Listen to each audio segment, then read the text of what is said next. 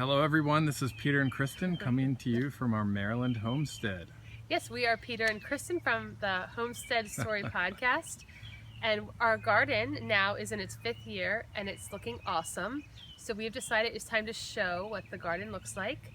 But what we're going to do, because we have fruits and vegetables that are coming in basically every week from now till October, and hopefully we'll master the winter garden this year, but we'll see. We haven't done winter gardening yet, but our stuff is coming in, so we decided that we are going to do little clips of whatever is in season, whatever is in harvest in our garden.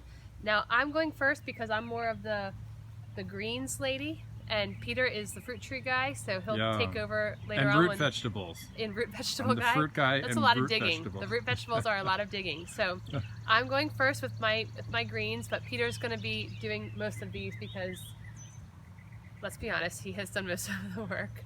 But we're going to get started with the cool weather greens. Wait, hold on. So we have been eating salad like every day, twice a day for a very long time. Kristen's really good at harvesting. Here's our wonderful little garden arch and entryway into the forest garden. Peter built that. Wait, hold on. Peter built this gate to match our barn. Peter, why don't you turn around and show the barn? Yeah, it matches the barn. Turning around, there's the barn with the black X's. So anyway. Now, and we got a little one rolling around here. So it's May. I don't know. We're still on COVID time. I don't even know. What is it? May 29th, 30th? Yeah. It's late May. Right, so we're going to there. show what's in season late May, and it's been in season probably since, I don't know, late April. So let's go. Here we go. To this, we've been eating asparagus every day for a month now. So we're actually getting it at the tail end, but we'll show you what it looks like. So Peter, why don't you come down here? Right. So we picked it hard for like a strong month. Are you down here? Yep. And Okay, every time it comes up, you just pick it. This is the asparagus. We pick this up and we eat it. Here you go, Justin. You want to eat this? It's so good. You just eat it fresh. Yeah, we just eat it raw. It's so good. You can cook it if you want to spice it up a little bit, but it's very good. Okay, and then once time goes by, it starts to grow and fern and fern out.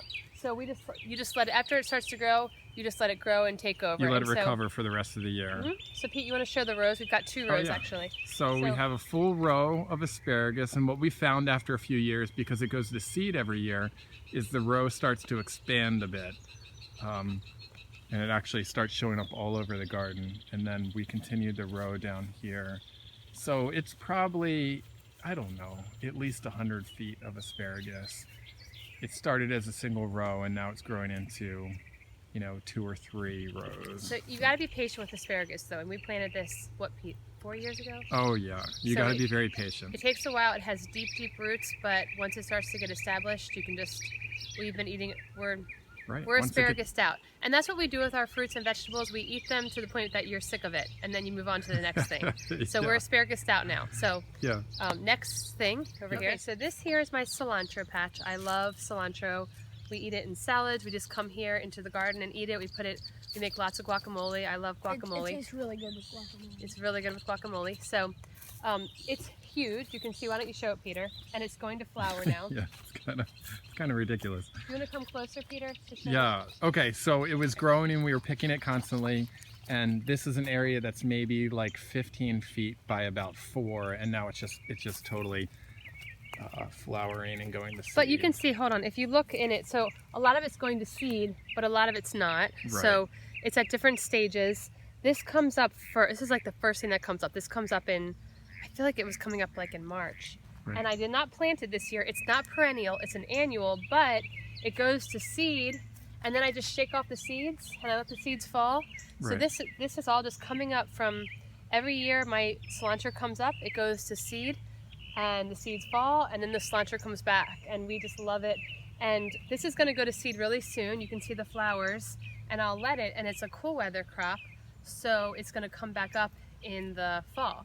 So we get cilantro in the spring and the fall, and we love it. So all you can eat, again, for several months out of the year. And it's wonderful. And then once you plant it, you never have to plant it again. So at least here, I don't know, it's awesome. Yeah. All right, so over the next thing we have is kale. This is red Russian kale, and as you can see, I have tons of it.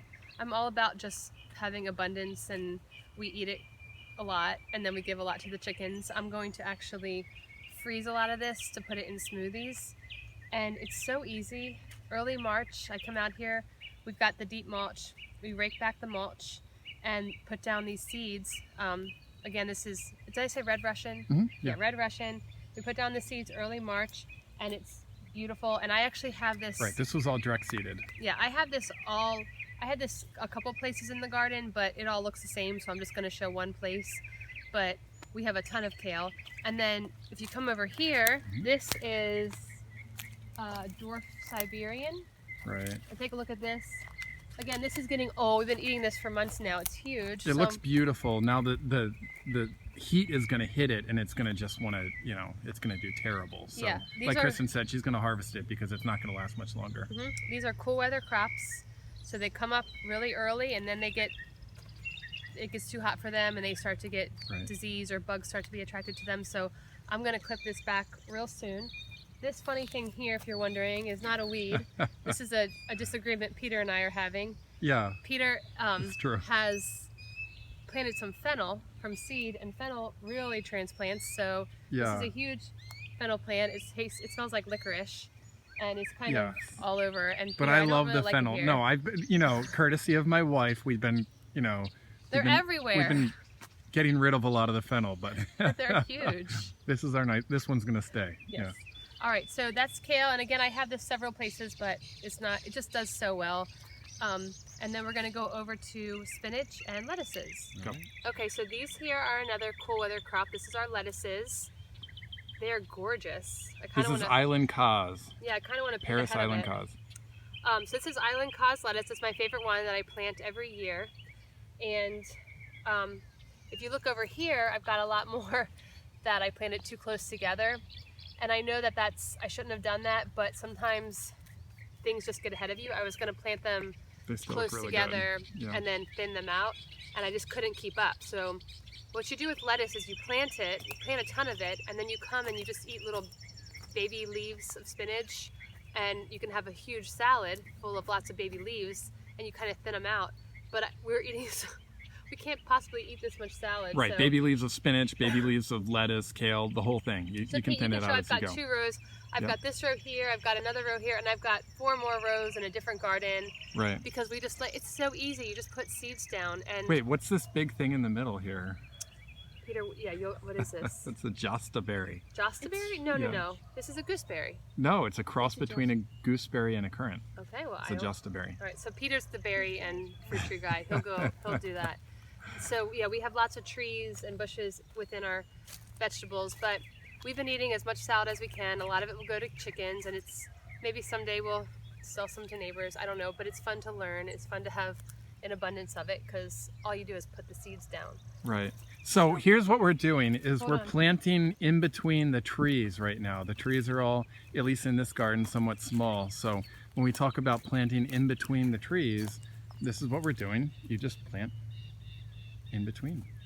Okay, so then down here next we have our lettuces up here. Down here I put spinach seeds down, and again these are cool weather crops. I put these down early in March, and they're just getting huge. We're eating a ton of spinach. I think the spinach is the best tasting. So I really good. like the spinach. Oh, so yeah. What you see here is this is kind of where I've come to. These are my biggest leaves, and I picked these. Again, I have 4 more rows in the other garden, and this spinach over here, Peter, if you want to show this, this over here, again, it's smaller, and it's the same situation where I planted it too close, and my goal was to thin it out, but we just couldn't eat that much spinach, so it's not as big. Can you see that row over there?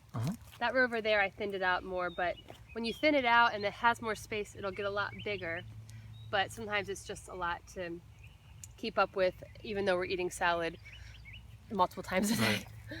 And then here's a pretty flowering... This is a beautiful thundercloud elderberry. Yeah, so all those flowers, every one of them, you can see is going to turn into a wonderful elderberry, and this thing's going to be covered. It's a beautiful little plant that we keep trimmed up, and we'll show that. We'll show that when it's ready for harvest. So right now in May, we're pretty much eating asparagus. Well, the asparagus is on the tail end. Lots of kale, lots of spinach, lots of lettuce, the cilantro. And actually I've got tons of other herbs as well going, but those are the exciting vegetables for now. And then we'll be back I guess next week with our blueberries, right? Are they next? Next month. Next month with Next strawberries and blueberries Next and week is June. Yeah. all kinds of other things. Yeah. Yeah.